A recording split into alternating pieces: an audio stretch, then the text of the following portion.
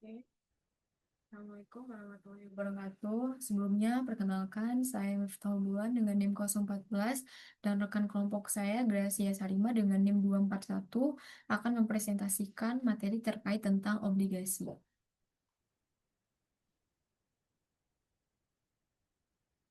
Ini saya akan menjelaskan mengenai jenis-jenis obligasi yang umum dikenal di dunia keuangan. Obligasi sendiri itu merupakan surat utang yang diterbitkan oleh pihak tertentu untuk mendapatkan dana dan memiliki beragam jenis tergantung dari sisi penerbit, kupon, jangka waktu, dan karakteristik lainnya. Jenis-jenis obligasi, jika dilihat dari besarannya atau nominal investasi, obligasi dapat dibedakan menjadi dua jenis utama, yaitu obligasi konvensional dan obligasi retail. Obligasi konvensional umumnya diterbitkan dalam jumlah besar dan ditunjukkan kepada investor institusi seperti perusahaan, bank, atau manajer investasi. Selanjutnya, obligasi retail. Ini dirancang khusus untuk investor perseorangan.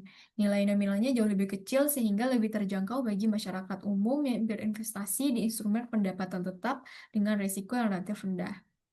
Selanjutnya, corporate bond, yaitu obligasi yang diterbitkan oleh perusahaan swasta atau BUMN untuk menghimpun dana dari investor, biasanya digunakan untuk ekspansi bisnis, membayar utang, atau kebutuhan modal kerja.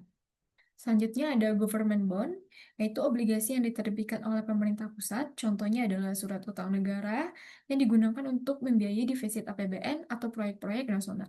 Yang ketiga ada municipal bond, yaitu obligasi yang diterbitkan oleh pemerintah daerah. Dana dari obligasi ini biasanya digunakan untuk membiayai pembangunan infrastruktur daerah seperti jalanan, jembatan, atau fasilitas publik lainnya. Selanjutnya ada obligasi komersial. Ini merupakan surat utang yang memberikan imbal hasil berupa bunga atau kupon tetap kepada pemegang obligasi, tanpa memperhatikan prinsip-prinsip agama tertentu. Sedangkan obligasi syariah itu biasanya disebut dengan sukuk diterbitkan berdasarkan prinsip syariah Islam. Sukuk tidak menggunakan sistem bunga, melainkan memberikan imbal hasil yang berasal dari bagi hasil sewa atau akad lain yang sesuai dengan syariat.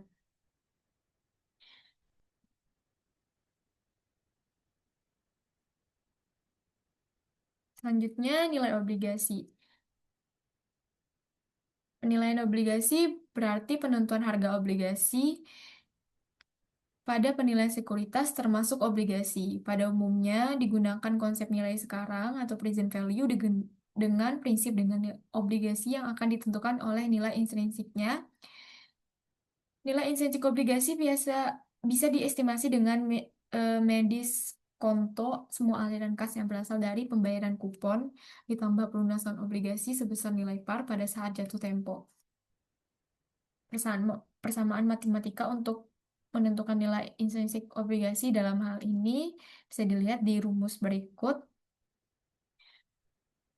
eh untuk menghitung harga obligasi dengan pembayaran kupon secara semi manual atau dua kali dalam setahun, itu simbol P menunjukkan harga obligasi saat ini.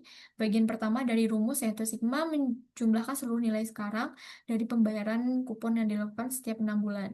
Karena itu kupon tahunan CI dibagi dua dengan tingkat pasar R juga dibagi dua karena penyesuaiannya untuk periode semi manual.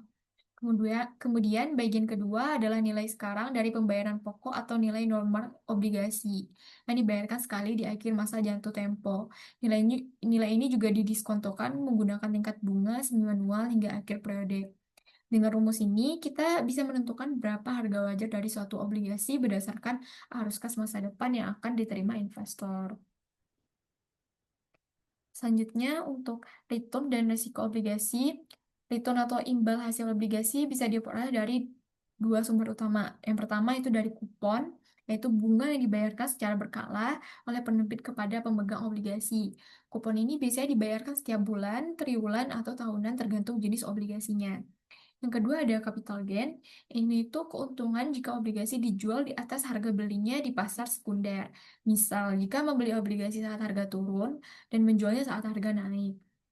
Selanjutnya untuk risiko obligasi, obligasi juga memiliki risiko yang perlu kita waspadai, di antaranya risiko gagal bayar atau default risk. Ini adalah risiko di mana penerbit tidak mampu membayar kupon atau pokoknya pada saat jatuh tempo.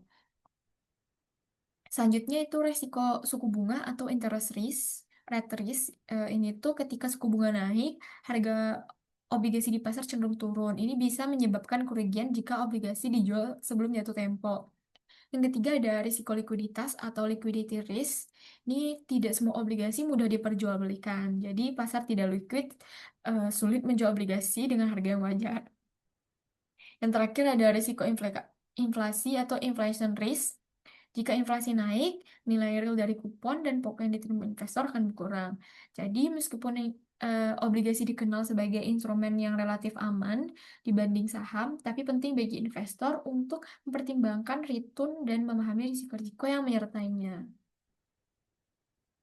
Sekian presentasi dari saya. Terima kasih.